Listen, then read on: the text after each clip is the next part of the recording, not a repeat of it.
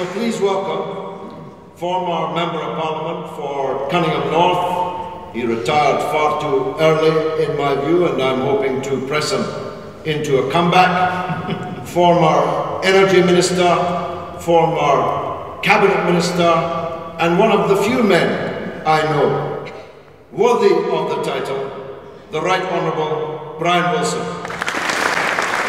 Well, thanks very much, George, and it's great to see such a big crowd here as we approach the day of decision. It's you know, I always say with nationalism, it's more faces in the town hall clock. But one day they're talking about a day of reconciliation, the next day they're talking about a day of reckoning. Which are we to believe? And George and I, as he says, have been on the road in quite a lot of meetings, big meetings all over the country, and very, very supportive meetings. I mean, we've kind of formed the kind of radical branch of Saga Tours. But it's a cause that's brought George back into Scottish politics, and it's a cause that's brought me out of political retirement, because a cause that transcends so much else, and on which so much depends. And I just want to take you through just three of the kind of myths about you know, the campaign against independence. Some of the things that are said about us by our opponents, and then we'll get on to sort of more positive matters as well. But, you know, George and I, we've got political differences. I've done meetings with Tories, I've done meetings with Liberals. I'm delighted to share the platform tonight. George last night was doing a double act with Ruth Davidson, and they seemed to work very well together. So it's inevitably in the nature of referendum campaigns, you only have two possible outcomes. And what happens, of course, is that people from different points of the political compass come together on each of these sides, and they arrive at one of two shared positions. That's the nature of a referendum. And when this is over, political opponents on this side of the divide will go our separate ways. And I hope that we'll get back to what I regard as real politics, which is not the politics of the Constitution, but the politics of those who have and those who have not, the politics who have power and those who have not, the social and economic issues that divide us, and which should be the meat and drink of politics. And what's wrong with Scottish politics is that for 40 years we've been talking about the Constitution rather than talking about the things that affect people's lives on a day and daily basis.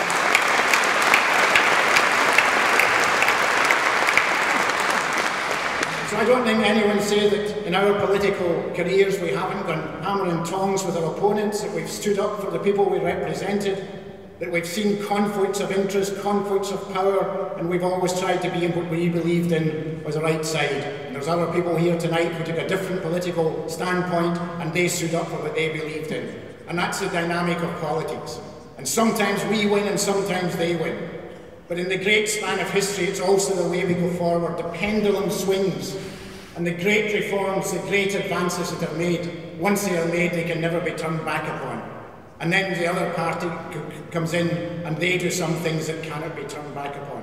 But step by step we progress, and that is what arises out of a dynamic of the kind of politics that I believe in, the politics of the social and economic interests and the competing claims of different classes within society. But on the other side of the fence, they will not break up, because whereas we are a temporary coalition of right, left and centre, they are a permanent coalition of right, left and centre. And what binds them together is not a social and economic interest, it's an issue of identity. That's what nationalism is about, where the divisions are not between the haves and the have-nots, but the divisions are between Scotland and England. It's always someone else's fault. And on that basis they can come together as Sir Brian Souters and the Jim Sowers. They are all part of one happy family bound together by Scottishness. And that is what we have had for 30-odd years. And that has conditioned a mindset in which someone else is always to blame. Someone else is always to blame. And so many of the problems which do exist within Scotland go unaddressed, even within the powers of the Scottish Parliament, because there's always someone else who's responsible for it. And when this is all over, that is what we've got to get away from. That's what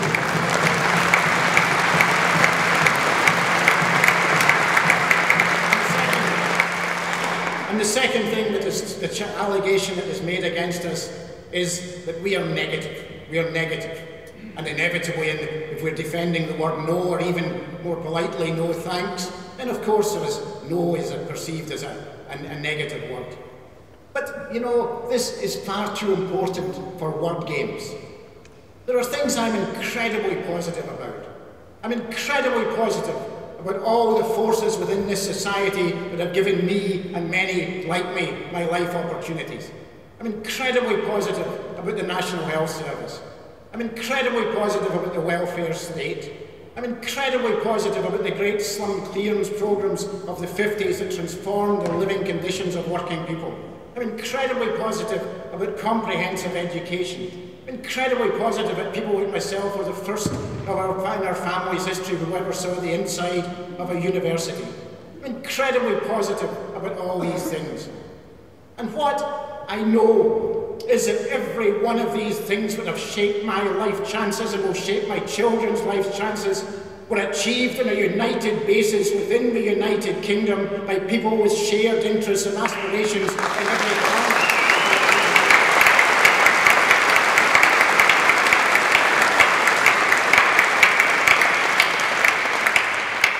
And in contrast to that, I can think of nothing more negative than trying to divide a small island into separate states in the second decade of the 21st century. Are there not enough divisions in the world? Do we need more divisions? Do we need more borders?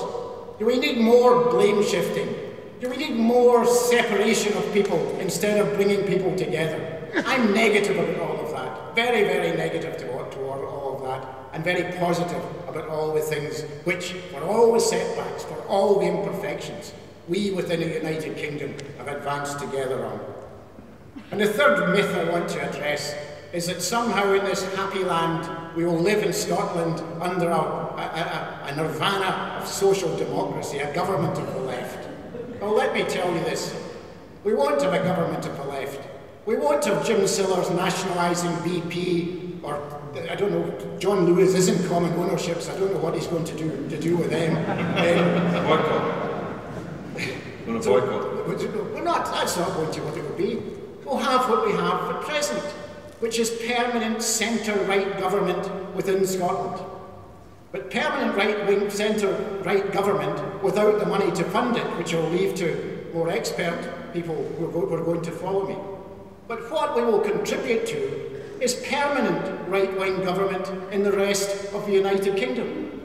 Because without Scotland's contribution, just as we do the same without Wales's contribution or Yorkshire contribution, you make it infinitely more likely that the government in the rest of the UK will be further to the right and more permanently to the right than it is at present. And that is a matter of simple arithmetic. Now, to nationalists, that does not matter a toss, because they've no interest in the working people of Newcastle or Liverpool or Bristol or of London. No interest whatsoever.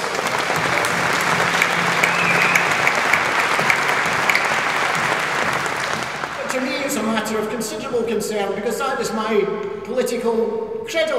I care about these people just as much. I care about food banks in London as much as I care about food banks in Glasgow. Why shouldn't I? Because that is the movement that I come of. And I only see that being changed through social and economic change and not through constitutional change.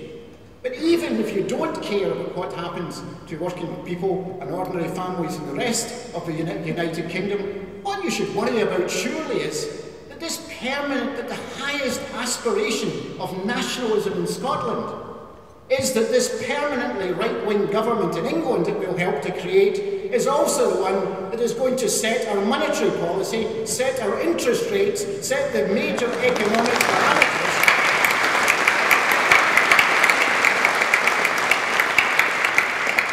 So what kind of independence is that?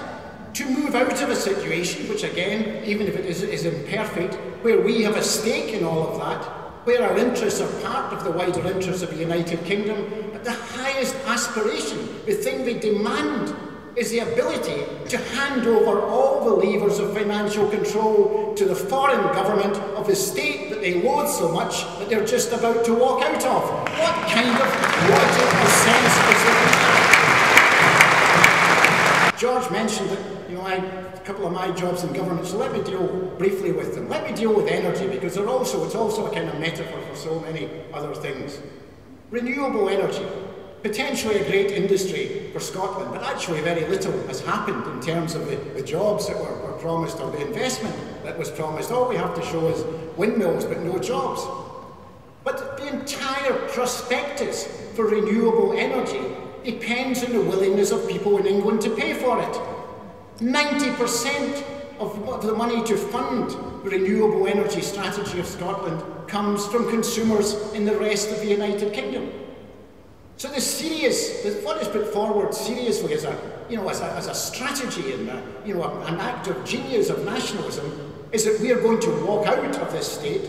We're going to be in years of dispute on every point of detail about the relationship with them, and yet the political parties seeking election in what's left of the United Kingdom next May are going to go to their constituents and say, by the way, we think it's a super idea, but you should have higher electricity bills because you are going to continue to fund the renewable energy industry in Scotland, which has just walked out on us. It is complete and utter fantasy. But it's a metaphor for all the complete and utter fantasies in which this prospectus is based, in which everybody is going to do everything that Alex Salmond says they are going to do. It's vision. I didn't catch that. Vision. It's vision, not It's the vision thing. The vision. They're all going to do everything that Alex Salmond wants them to do. Look what's happening yesterday in Catalonia. Of course, the eyes of the world aren't on us, but the eyes of some parts of the world are certainly on us, and the eyes of every secessionist movement in Europe are certainly on us. And is Scotland's role in history to be that we are going to lead the fragmentation of Western Europe, which has held together in peace since the year 1945? Because every country, not every country, but many countries within the EU, Spain, Belgium, Italy, several more, they have their own secessionist movements as well. Yet our re-entry into the EU, and remember a couple of years back the lies about having legal advice that we would walk seamlessly into the EU, they don't even bother to pretend that now. We would be walking into the EU, we would be trying to get back into the EU, and would need the consent of every one of the 28 existing states. Several of them with their own secessionist movements were watching every move of what is happening here at the present time. And if we did get back in, it would be a lengthy process, and it most certainly would not be on the terms that we currently enjoy as part of the United Kingdom, and that enormous implications for jobs and business in this country. Let me finish with one other thought about trade. We sell twice as much in goods and services to the rest of the UK as we do to the rest of the world. What conceivable sense does it make to turn our biggest market into our biggest competitor? It makes no sense at all. And all of this, it is not some theoretical, hypothetical thing that could happen. It will be determined next Thursday. It will be determined next Thursday. And for nationalists, their mantra is that they only have to win once. They only have to win next Thursday, and everything else that follows is someone else's problems. But for people with jobs, people with savings, people with pensions, people with children, people with grandchildren, for them too, it will be forever. Stop it happening. Vote no thanks on Thursday.